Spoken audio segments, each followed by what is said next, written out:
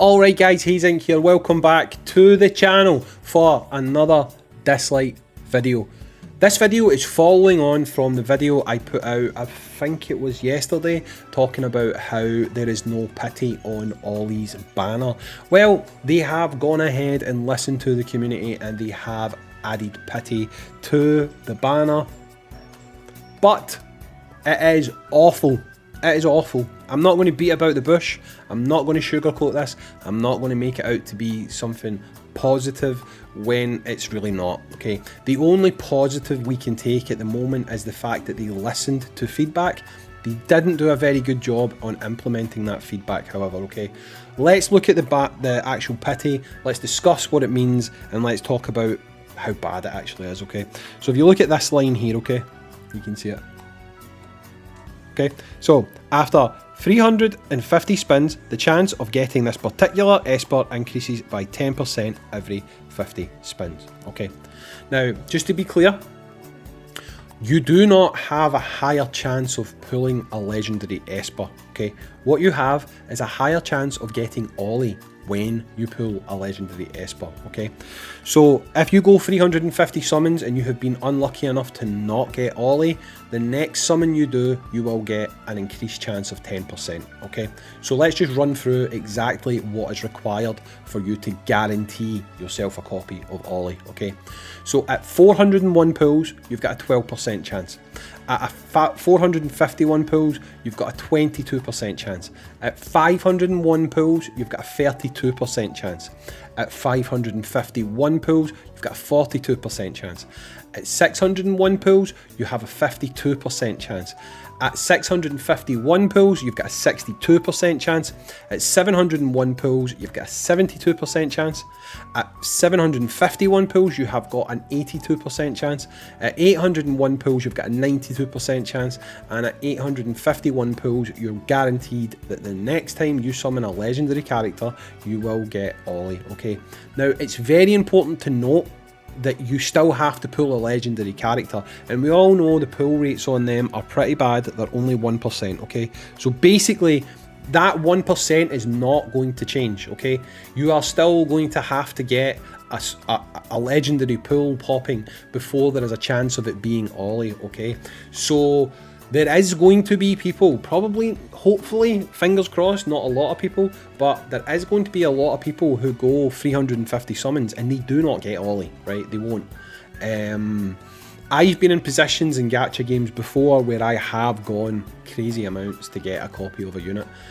Those were gacha games that I had no pity, and it's painful. It's painful unless you love the game, unless you absolutely love the game. It can be a real turn-off. It can be something that can make you not want to play that game anymore. I'm just going to use these two records while I'm talking.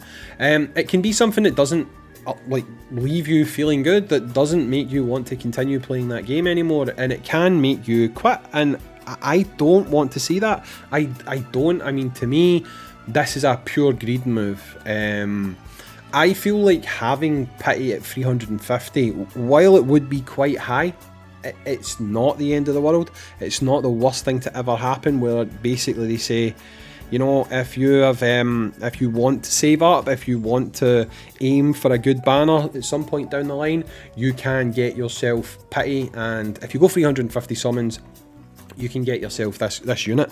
It would mean that in future you could aim for, you know what I mean, top tier units. Save your gold records, save your crystals to buy gold records. And when a hype banner, when something that is spectacular drops, if you're a free-to-play player, that is when you could choose to summon, you know. And you could guarantee yourself a unit if it was something about 350.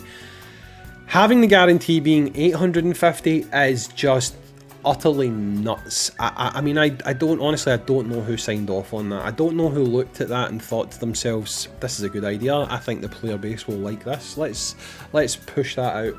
The reception I've seen to it so far, it's a mixture of people who absolutely hate it, quite rightly, and other people who I actually think don't understand it. I somehow I think they think that, oh, it's okay if you have to do this, you're going to have a 10% higher chance of pulling a legendary, which is going to be Ollie. No, that's not going to be how it works. You are stuck with the rate of 1%. It's just in that 1% rate, you have a sub rate basically, which is going to be increased the more and more you pull.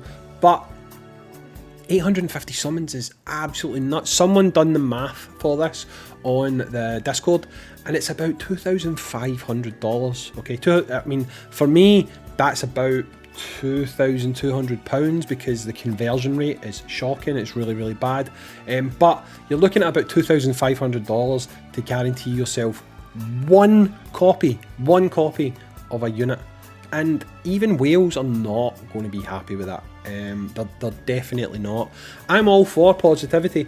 If you check out my other content on Disgaea, I'm known to be one of the most positive people, and it's why a lot of people subbed to my channel in the first place, because when the game was drowning in negativity, I stayed positive and I found like the things that were good about the game.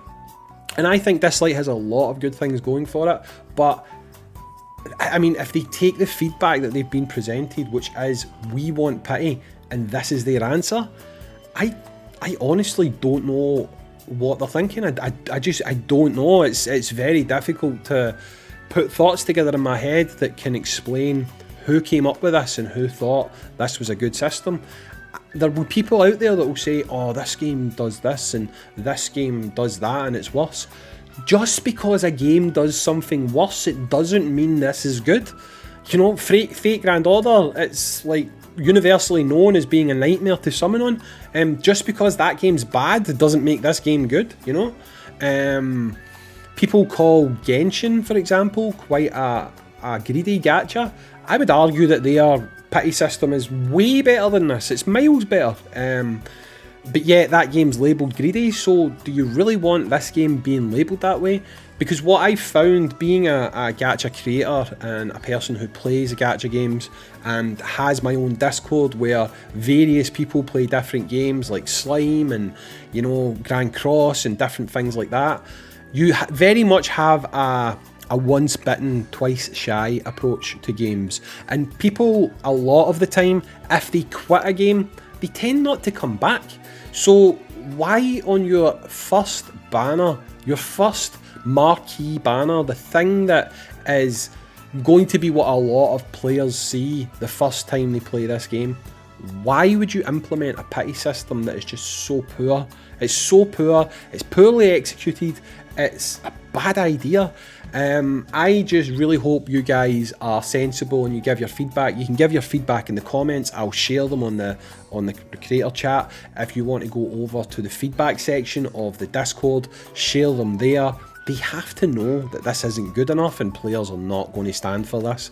I honestly do feel like this is something that could hurt the player base, and as it stands, it's not live on the main server, it's only live on the test server. There's a reason why something is called a test server. You get to see how people feel about it, and like I say, if we can present feedback to them that shows them that no, that's simply not good enough, they might make a change. So sound off in the comments down below. Like I say, I put out a short earlier talking about this. I didn't really at that point have enough time to share my thoughts on it fully. That's what I'm doing now. Like I say, sound off in the comments down below and we will let them know that they need to change this. Anyway guys, I've been Hazink, thanks for watching. Remember, like the video, subscribe to the channel, helps out in the algorithm and stuff like that, and I'll catch you on the next Dislyte video. Peace out dudes, see you.